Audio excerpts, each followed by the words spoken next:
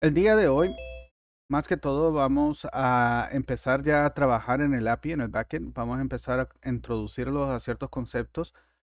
Empezamos con TypeScript, saber cómo definimos variables y ya de un solo también establecemos las rutas que van a ser las que van a manejar las peticiones que se hagan. Y un solo vamos a empezar a configurar una extensión llamado Thunder Client. Esta extensión nos permite a nosotros hacer peticiones y probar nuestro API sin tener un frontend específico. Ayer lo hicimos directamente en el browser poniendo la URL, pero realmente es conveniente para hacer este tipo de pruebas documentarlas y esta extensión nos permite hacer eso. Otra herramienta que nos puede ayudar a hacer ese tipo de tarea, de estar probando el API, de documentarla en forma simultánea, sería uno llamado Postman. En este caso, por la facilidad de que esa extensión está dentro de Visual Studio Code, pues vamos a usar Thunderbird y de ahí vamos a empezar a hacer todas las llamadas a todas las rutas que vamos a ir definiendo. En este esquema en el que vamos a manejar, que vamos a utilizar una librería llamada Express para Node.js. Eh, la forma básica de poder definir cuáles van a ser las rutas es a través de entradas o registros de rutas por medio de un objeto routes. Y eso vamos a ver el día de hoy, cómo funciona eso y cómo hacemos la llamada. Y también vamos a entender cómo es que el mismo proyecto, en este caso Node.js, levanta un web server, que es lo que nosotros estamos procurando. Ok, entonces ya basando en eso, continuamos.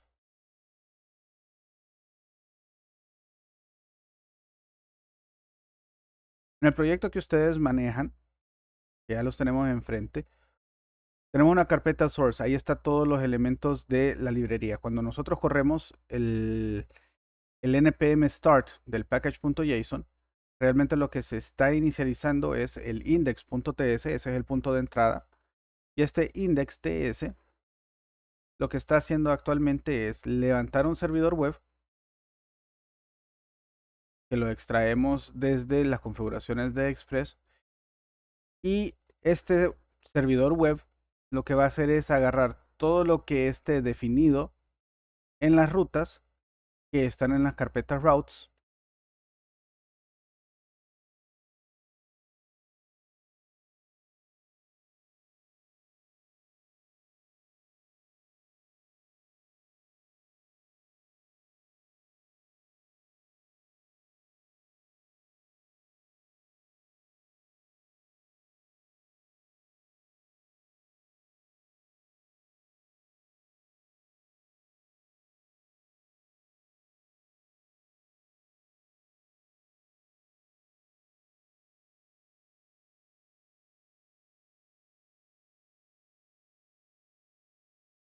Ok, en la carpeta routes vamos a tener un index. Y en este index, como ustedes van a poder observar,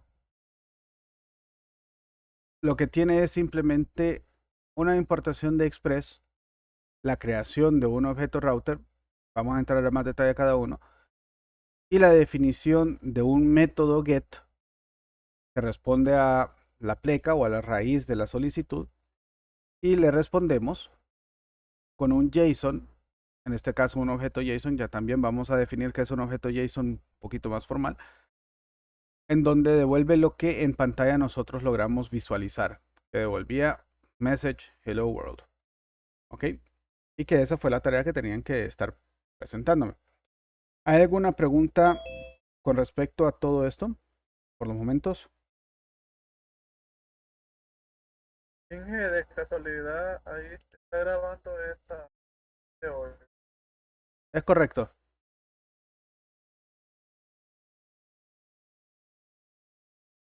Ok, entonces, primero expliquemos ciertos conceptos que son básicos.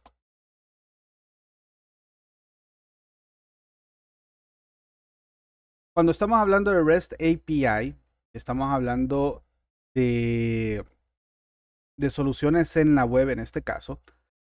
El REST API es una estructura, una forma de poder manejar recursos a través de Internet y que pueda haber una integración entre dos distintos tipos de sistemas.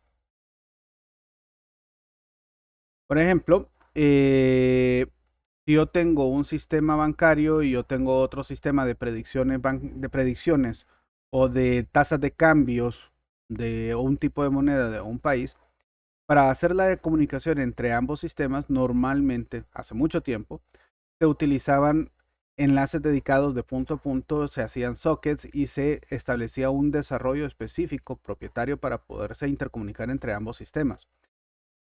Eso a la larga, cuando ya no era solo una tasa de cambio de un país, sino que digamos que son 40 países, eso se vuelve bien difícil, estar haciendo un desarrollo por cada institución. Entonces, lo que se pretende ahora es que para hacer la interconexión entre sistemas, se tuvieran un tipo de interfase común. Y la mayoría de las empresas o de las instituciones ahora tenían algo en común y de que estaban interconectadas ya de forma física a través de Internet. Entonces, esta es la idea de que la integración de los sistemas ahora sea a través de Internet y usando lo que tenga la menor cantidad de obstáculos. En este caso, el obstáculo sería el firewall, porque generalmente todos estos sockets o estos puertos tenían que ir por puertos especializados y había que configurar esos firewalls para ellos, o generar VPNs o hacer un montón de cosas adicionales. Entonces, a través de Internet, por medio del protocolo HTTP, HTTPS, la mayoría de los servidores y de los firewalls ya están configurados para dejar pasar ese tipo de tramas sin ninguna configuración adicional. Entonces, aprovechando esta comunicación ya existente, se establecen varios protocolos para trabajar y hacer la interconexión entre cada uno. Perdón. Inicialmente el intercambio se a través de algo que fue muy famoso y todavía se sigue usando, que es protocolos, que es a través de formatos XML.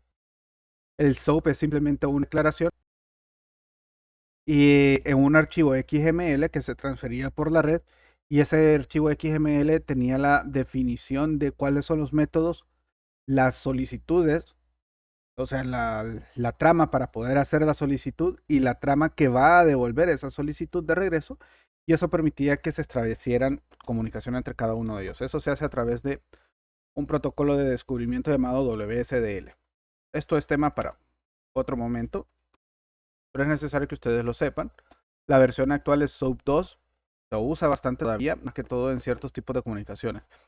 Ahora, con el uso de objetos JSON y la serialización de esos objetos JSON, o sea, JavaScript empieza a estar en todos los navegadores y eh, un individuo viene y dice, ok, la definición de un diccionario en JavaScript te parece y es adecuada para hacer la definición de la misma data a nivel de archivos de texto, entonces establece de que, ok, la, la definición de los objetos que usamos en JavaScript a nivel de texto lo vamos a llamar objetos JSON. Entonces estos objetos vuelven ahora una nueva forma de poder interconectar. ¿Y qué es un objeto JSON? En sí es simplemente una estructura. En este caso, el JSON más básico es o unas llaves vacías o la definición de un arreglo vacío. Estas estructuras son JSON válidos totalmente y en esencia general lo que se establece es de que internamente un JSON va a tener una llave, dos puntos y un valor. Y esta estructura de llave-valor puede ser repetitiva. La única condición es de que la llave tiene que ser única si no está dentro de un establecimiento de un arreglo. Este valor puede tener diferentes formas. El valor puede ser un texto,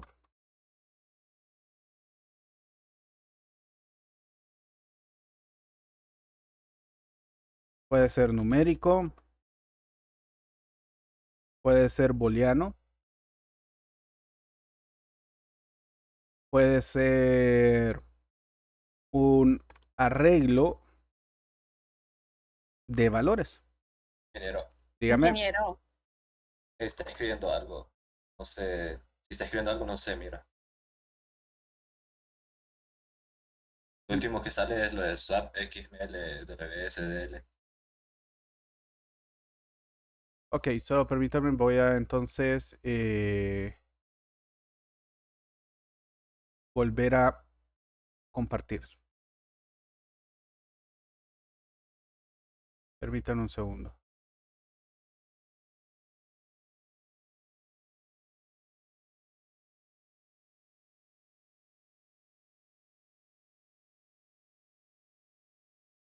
Ok, entonces, eh, como les mencionaba, el objeto JSON, dos valores básicos, las llaves vacías, el de arreglo vacío es un objeto JSON válido, y en sí la estructura de un objeto JSON tiene una llave, que esta llave es un texto, y un valor, y ese valor puede ser texto, puede ser numérico,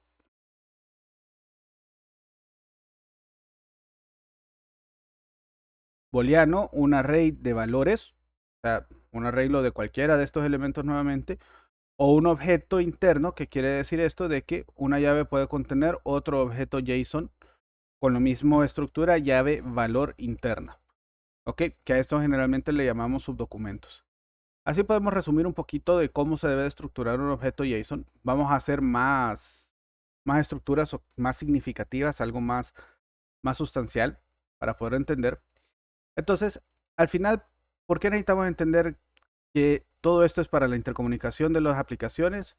Que esto es para poder definir eh, un mecanismo de comunicación entre distintos sistemas, y el que vamos a utilizar es a través de JSON, porque el REST API que nosotros estamos definiendo y estamos construyendo en sí es un REST API JSON, y eso es de que nuestra aplicación no va a devolver HTML como tal, sino que va a devolver objetos JSON que prácticamente representan data. ¿Qué es lo que va a hacer cada cliente con esa data? Sabe cómo interpretarla, sabe cómo manejarla y sabe cómo presentarla a la información al cliente final. ¿Ok? ¿Alguna pregunta?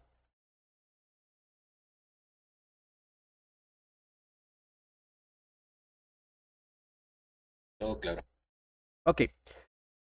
Ahora continuamos con la parte de REST, que este es algo bastante importante.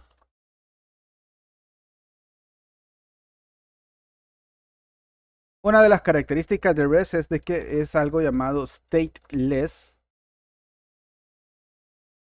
Otra característica es que eh, usa resource unique.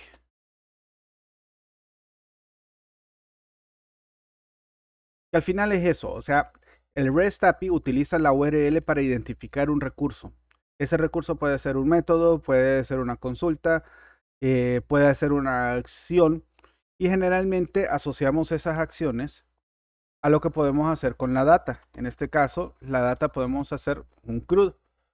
Entonces, en el CRUD tenemos las siguientes acciones: el create, read, update y delete, y cada una de esas se mapean en el REST API a un método HTTP.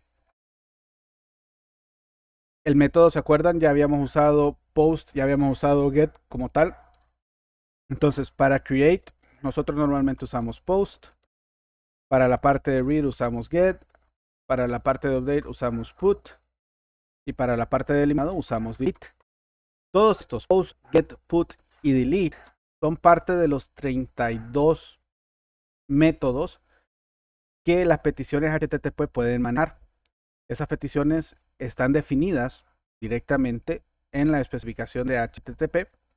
Entonces, lo que hace el navegador es identificar, ok, esto es un get, esto es un post. Si esto es un get y esta es la ruta, entonces vamos a dirigirlo a que se ejecute una opción en específico.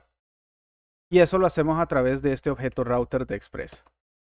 Express es un framework que lo que hace es prácticamente encapsular bastante carpintería y nos permite estructurar un servidor web y definirle las rutas y cuáles van a ser los manejadores que van a trabajar con las peticiones solicitadas en esas rutas.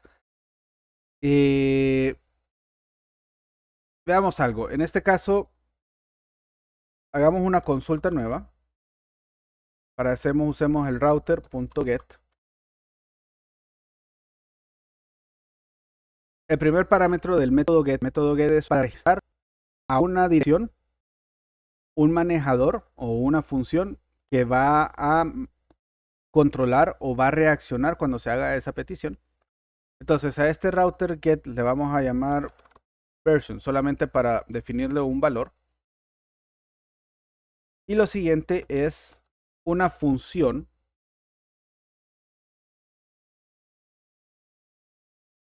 que nos permita manejar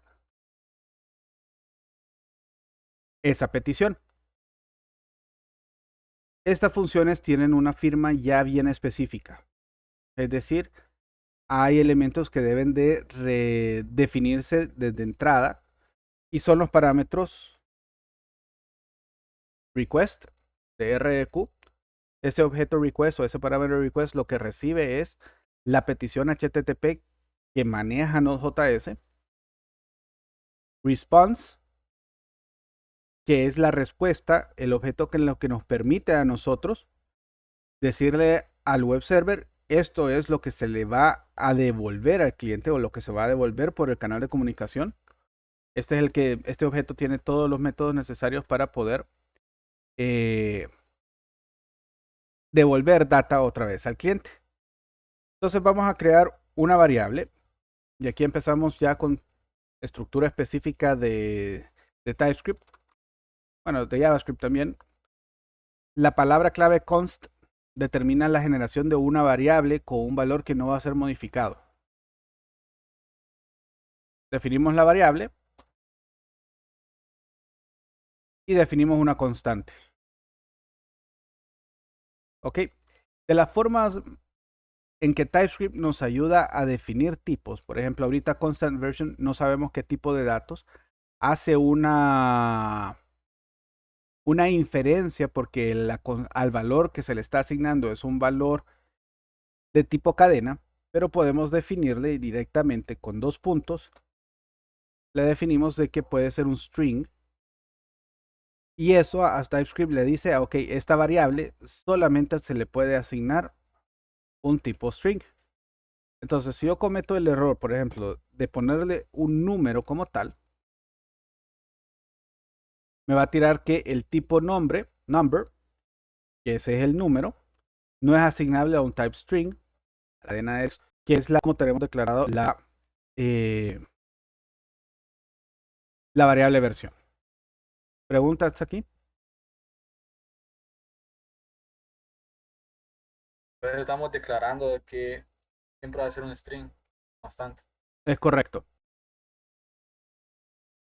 Existen básicos ciertos tipos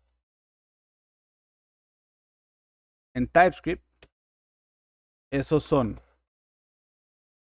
string para cualquier tipo de número, number, sean enteros, sean flotantes, todos son number. Boolean, unos más complejos que sería types e interfaces. Estos de types e interfaces lo vamos a ver más adelante. También son clases, tenemos clases.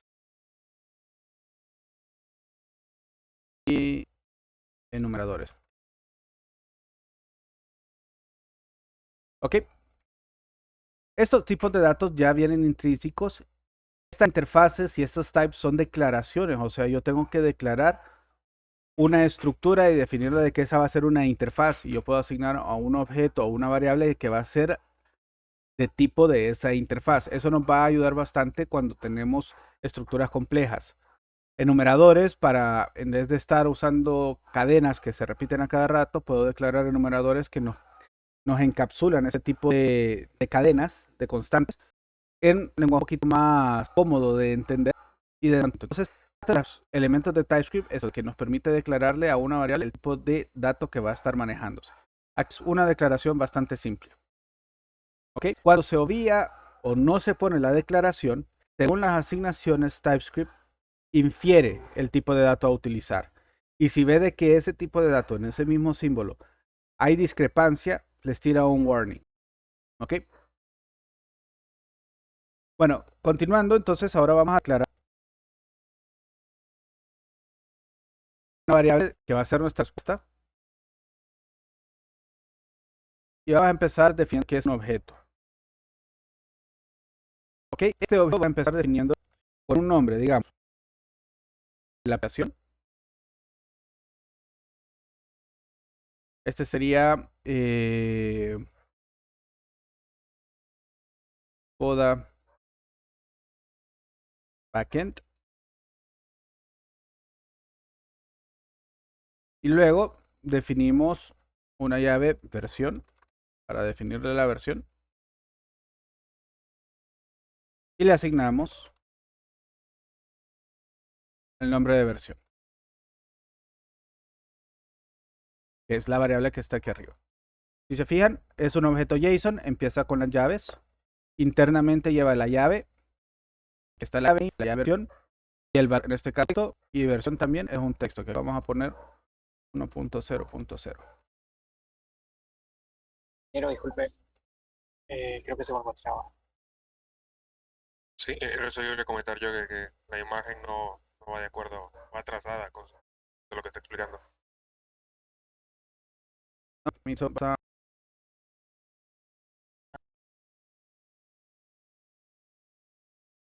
No, aquí más que todo es son.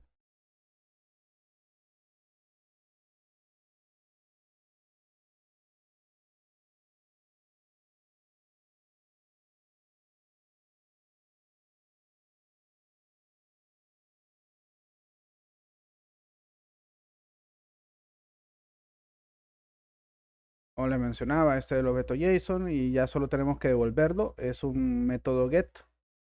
El router tiene un método para cada uno de los métodos HTTP, entonces es bien simple y la estructura de las funciones es exactamente la misma. Entonces aquí para devolver solo le damos un res.json y como parámetro le enviamos la variable que queremos enviar.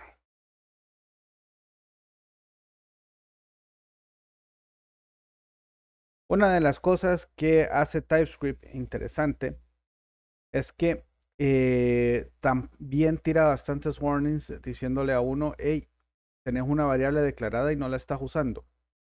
Ok, ni le estás asignando o no la estás haciendo la lectura. Entonces,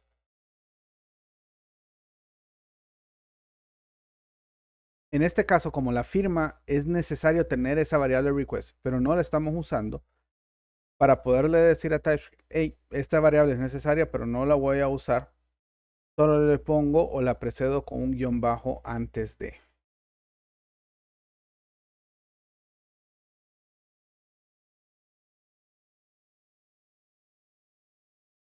Ok, entonces, para resumir un poco, porque ya se nos hizo bastante tarde y me cortaron bastante el tiempo, vamos a tener del objeto router métodos para registrar cada una de las entradas. Tenemos el get para el método get, router.post para el método post, router.put para el método HTTP put y router.delete para el método delete. Hay un método adicional que vamos a usar más adelante que es más que todo para organizar y no tener todas las definiciones y todas las rutas en un solo archivo, sino que poder segmentarlos en varios. Vamos a utilizar el método use. Ya van a ver cómo es que vamos a trabajar la próxima semana para establecer rutas. Actualmente con esto nosotros ya tenemos una respuesta, tenemos un pleca y un version. Eso, si lo hacemos que se corra, vamos a darle start aquí.